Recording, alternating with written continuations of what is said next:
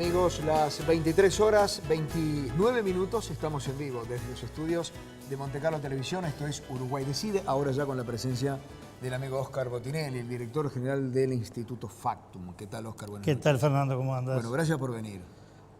De nada. ¿Terminaron la encuesta ya? Todavía no. Todavía no. Todavía no. Bien. ¿Cuándo vamos a tener números? La semana que viene. Sí, bueno, eso lo tengo yo. El 26. Seguramente mañana en Telenoche estaremos dando los números. El tema que estamos todavía... ¿Está muy parejo? No sabemos. Hasta que, cuando se está procesando la encuesta, hasta que no se termina, sí, los números van moviéndose y uno no... Perfecto. De acuerdo con con la última que habías tenido, ¿está tan pareja como otras, más o menos que otras? Porque también hay unas versiones por allí. ¿De qué? De que otras más parejo, digo. No sé. Digo, nosotros hasta mañana no tenemos datos. No, digo con el último resultado, con el anterior que habíamos manejado. Bueno, el anterior daba una ventaja, digamos, la suma de partidos tradicionales sobre el Frente Amplio, una paridad en un eventual balotaje, uno de los que está en juego en este momento, y un número de indefinidos más una cantidad importante de dudosos. Bueno, lo que tenemos que ver, estamos viendo, sí, a medida que procesamos, que muchos de estos dudosos se están definiendo, afirmando, más o menos en la misma línea que estaban, y puede haber algún cambio de gente por un lado para el otro, pero todavía es muy prematuro. Hay cierto grado de coincidencia, Óscar, respecto a que son en 20 años las elecciones más reñidas, más disputadas, y que es casi seguro ir a una segunda ronda, a un segundo turno. Bueno, primero no sé si es la más disputada. Si comparamos que en 1994, entre el primero y el tercero, claro, hubo 1,7 puntos de diferencia. Exacto. Y en medio estuvo el segundo, que fue 1,1. Esa fue tremendamente disputada. No, yo diría que hoy hay tres certezas. Vamos a decir, de perogrullo, por supuesto que son de perogrullo. La primera es que el Partido de los Trabajadores no entra al Parlamento. De los 7 partidos que compiten, es el único que tiene certeza de que no entra. Lo segundo, que salvo que viniera un tsunami, no hay definición de la presidencia de la República el 26 de octubre y tenemos balotaje el 30 de noviembre. Y la tercera certeza, bueno, es que el balotaje es entre el Frente Amplio y el Partido Nacional, o más exactamente entre Tabaré Vázquez y Luis Lacalle Pou. La diferencia del Partido Nacional sobre el Partido Colorado es de 2-1. Es una diferencia muy difícil de descontar, no hay ningún síntoma de que se descuente. Yo diría que certezas honestas. Perdón, acabamos de dar la noticia del año, si tenemos balotaje. Bueno, no, esto ya lo veníamos, y además yo creo que en Uruguay yo lo dije en el programa de Daniel y lo dije en Telenoche, un artículo muy provocativo que escribimos hace 7 años que se titulaba ¿Y a quién le importa si hay resultado en primera vuelta? Se había sobredimensionado el tema, como si fuera muy importante el ganar en primera vuelta o en balotaje. Ahora expliquemos un poquito por qué. Lo decisivo en Uruguay es si hay o no mayoría parlamentaria. Primero, porque Uruguay no es un régimen presidencial, esto cuesta explicarlo y cuesta explicarlo aún dentro del Uruguay. No es solo para aprobar las leyes la mayoría, es para sostener los ministros. ¿No? Se puede gobernar sin mayoría parlamentaria. En régimen parlamentario puro como España, este gobierno, el último Rodríguez Zapatero, el primero de Aznar, no tuvieron mayoría parlamentaria. Pero no tenían mayoría parlamentaria en contra. Es decir, en cierto modo...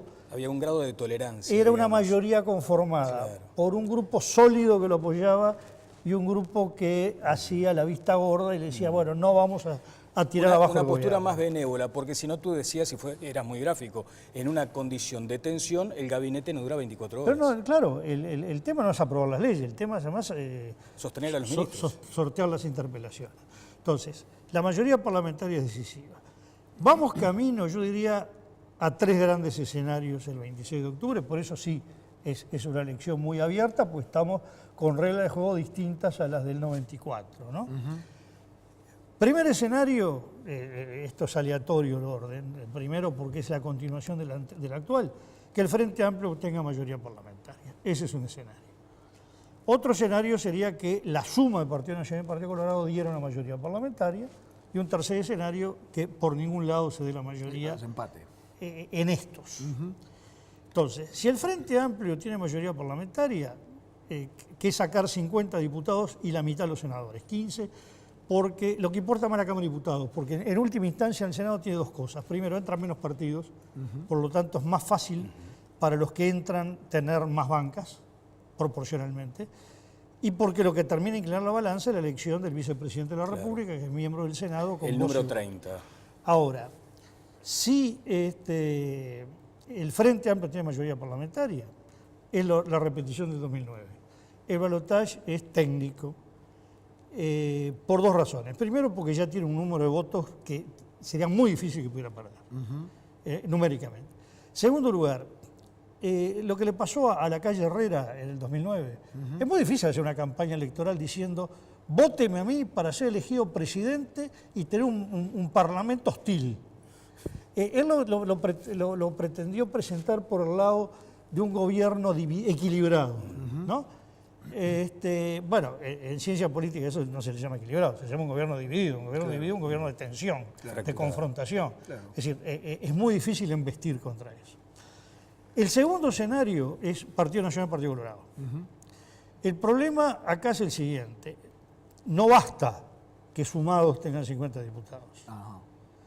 Porque no es lo mismo, y acá sería escenario A y B de la segunda variante. Hay mayoría parlamentaria si el Partido Nacional y el Partido Colorado, con 50 diputados sumados, enseguida el 26 de octubre hacen, como en 1999, un acuerdo formal, explícito, de construir una coalición electoral para ganar el balotaje y luego una coalición de gobierno en base a una participación de los dos partidos en el gobierno y un programa de gobierno. Lo acaba de decir Valle que el domingo de noche lo van a hacer. Bueno, el tema, esa debe ser la intención del Partido Colorado o de Valle. El tema sí se da. Hasta ahora el Partido Nacional no dio ninguna señal explícita que vaya por ese camino. No quiere decir que no vaya. ¿Pero qué ha sugerido, Óscar? ¿Qué camino ha sugerido? Bueno, a ver, el balotaje se puede afrontar desde una posición minoritaria, sí, cuando es un balotaje de verdad. No técnico. No cuando ya se tiene mayoría, de dos maneras. Uno es mediante acuerdos electorales explícitos que den una base mayoritaria o casi mayoritaria. O ir a la pesca abierta. Es decir, bueno, yo salgo a pedirle a los ciudadanos que me voten. Lo cual en un país de electorado muy volátil, caso Brasil, es un escenario razonable. No necesariamente tiene que haber un acuerdo. Por ejemplo, el acuerdo de Aécio Neves Marina da Silva reforzó muchísimo a Aécio Neves, pero no le asegura automáticamente que la suma de los dos, entre otras cosas, pues no son dos partidos, es un conjunto de partidos que respalda a Aécio Neves y un conjunto de partidos detrás de Marina da Silva.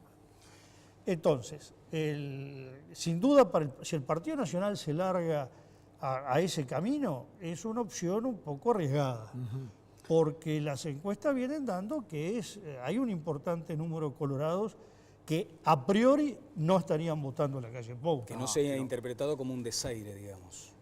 No, el tema es el siguiente. Si es libre, el libre es libre voto a favor o libre voto al otro. Claro. Y en el libre, los partidos tradicionales tienden naturalmente a tener una porción de electorado más dispuesto a fugarse. Aún en el 99, con ese acuerdo explícito, el Partido Nacional más el Partido Colorado sumados tuvieron el 55% de los votos y Valle en el balotaje el 52%. Es decir, hubo pérdida de votos, sobre todo del lado del Partido Nacional, en favor de Vázquez. Entonces, una coalición electoral no asegura que la suma de... No regimenta, digamos, no regimenta, pero es lo que sí permite casi equilibrar una situación como si hubiera tenido mayoría parlamentaria por sí solo. Ahí está, eso yo te iba a preguntar para clarificar un poco. Técnicamente, o como tú gustas de decir en ciencia política, la falta de una mayoría parlamentaria, ¿se puede lograr con un sólido, un buen acuerdo parlamentario con otro partido?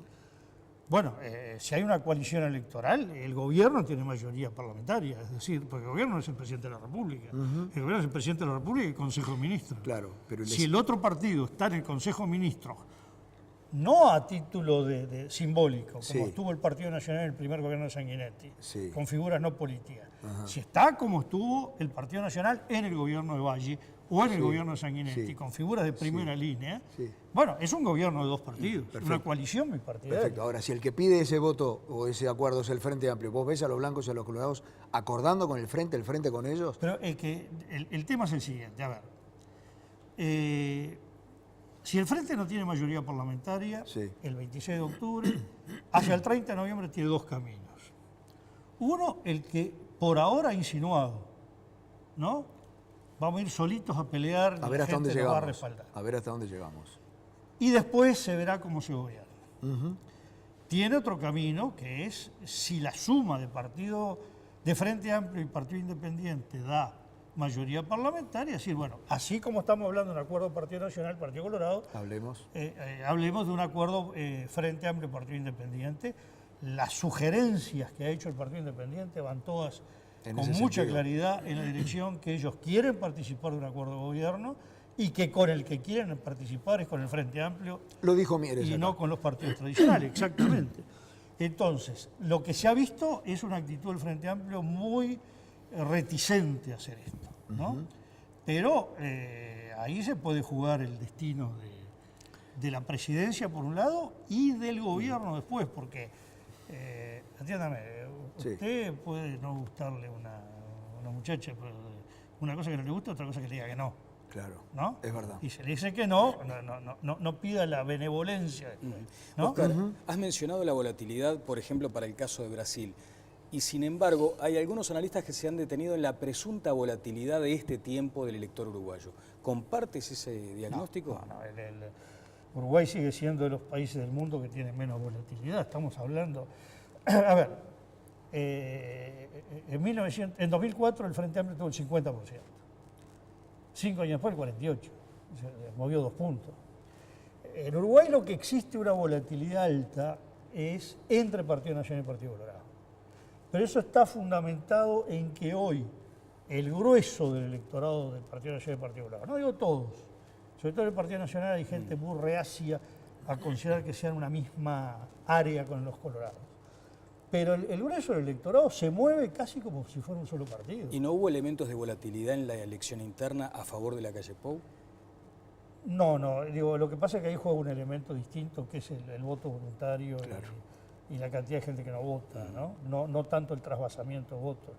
En una elección de que votó el tercio del electorado, los movimientos electorados son mínimos. Claro, un punto puede llegar a ser determinante. Bueno, fue determinante. La diferencia de la calle Pou sobre la Un punto Rañaga y fue algo. 1,4 nada Claro. más.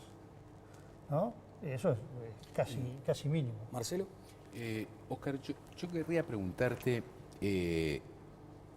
según parece ser, el Partido Independiente en esta ocasión parece ser, podría llegar a tener un senador y eventualmente 3 diputados.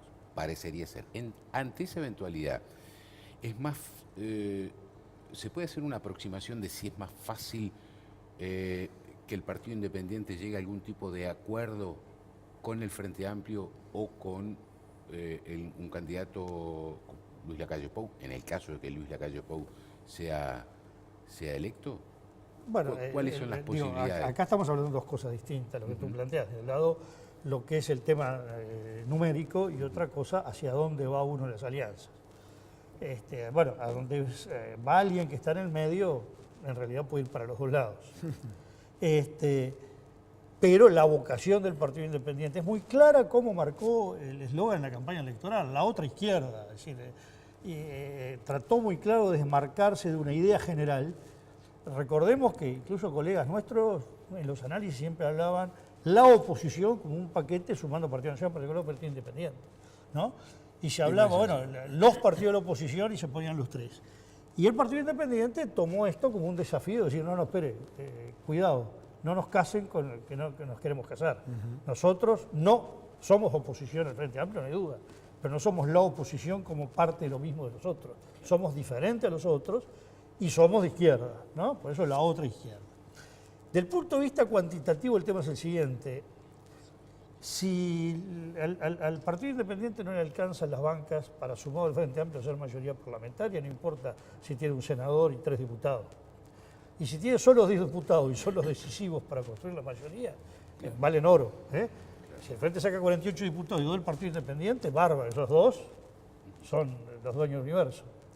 Y en cambio, si llegara a tener 3 diputados y el Frente 46, con 49 no, por sí solos ya no llegaron a nada. Llega. Es decir, acá lo cualitativo es lo determinante. Exactamente. ¿no? Pablo. No, yo me quedé pensando en el arranque cuando usted mencionaba las 3 certezas, Sí. y una de ellas era que el Partido de los Trabajadores no iba a ingresar No, el Partido de los Trabajadores no. el Partido de los Trabajadores no. Y me quedó la duda de qué pasa con Unión Popular y con el PERI. Bueno, el tema es el siguiente. Ahí es muy difícil. La encuesta lo que detecta es que son partidos que tienen una potencialidad de llegar. Si pueden llegar o no, escapa Al margen de a los error. milímetros. Sí, llega a los milímetros. ¿No? Ya mucho más que el margen de error. Desde el punto de vista de encuesta es milimétrico. Ojo, desde el punto de vista de voto hay que juntar 23.500 votos. No, hay que patear y juntar los votos. Es decir, uno se saltea rápidamente que las decimales de la encuesta mucha gente. Es mucha gente. Unidad Popular ya estuvo muy cerca de la banca en ese momento como Asamblea Popular, que es el nombre del lema que va a usar, en el 2009. Todo indica que tiene muchas chances, no es seguro que entre. El Partido Ecologista es mucho más incógnita, porque no tiene un elemento previo, no tiene una estructura tan fuerte como Unidad Popular. Y se quebró además. Bueno, sí, Hubo una divergencia muy fuerte. Hubo una divergencia fuerte que que sepamos no se ha traducido a nivel de electorado potencial, ¿no? Capaz que le afecta o no. Pero en principio no da la impresión de que ese sea el elemento decisivo. El tema es que el Partido Ecologista se dirige a un electorado muy de opinión. Entonces ese electorado en el momento de emitir el voto puede existir o no. Ahora, lo que es decisivo es que si entran 2 partidos más, se achica lo que queda de la torta para repartir. Y particularmente en el caso del Frente Amplio, la mayoría parlamentaria ya se le dificulta muchísimo más. El escenario ideal para el Frente Amplio, aparte de que vote bien, porque si no nadie se acerca a la mayoría parlamentaria, que Unidad Popular esté muy cerquita, yo decía que peguen el palo y quede afuera, que el Partido Ecologista pegue el palo y quede afuera, y que el Partido Independiente, la tercera o la cuarta banca, peguen el palo y quede afuera. Ese es el escenario ideal, ¿no? Entonces quedó todo un montón de votos por ahí que tuvieron efecto nulo en la distribución de bancas, y los que entran, ojo, el Frente, pero también se beneficia el Partido Nacional y el Partido Colorado, ¿no? Entonces, esta es una elección que la posibilidad de entrada de 1 o 2 partidos, que no entre ninguno, que entre uno, que entre los 2, cambia mucho el escenario de la distribución parlamentaria. Tenemos que hacer una pausa. ¿Tenés algo más, Daniel? No. Tenemos que hacer una pausa. A mí me interesaría ingresar en un tema después. El Frente Amplio, desde que llegó al gobierno Tabaré Vázquez hasta ahora, ¿no ha perdido caudal electoral en forma casi permanente? ¿La pregunta para contestar ahora o después? No, después de la pausa. Bueno. Es más, después de la pausa vamos a comenzar con algo que puede ser ilustrativo y ayudarnos a pensar en este tema. ¿Por qué? Nuestro compañero José Ignacio Romero hizo un informecito sobre con cuántos votos comienza un gobierno y con cuántos votos los termina. Es decir, cuál es el desgaste en materia de votos, cuál es el costo político o de desgaste que lleva un gobierno. Hacemos la pausa, estamos en vivo desde los estudios de Montecarlo Televisión. Volvemos en un ratito con un nuevo bloque de Uruguay Decide para hablar de esto, que es el desgaste que tienen los gobiernos una vez que cumplen con su función, para los cuales la ciudadanía los vota cada 5 años. La pausa y volvemos.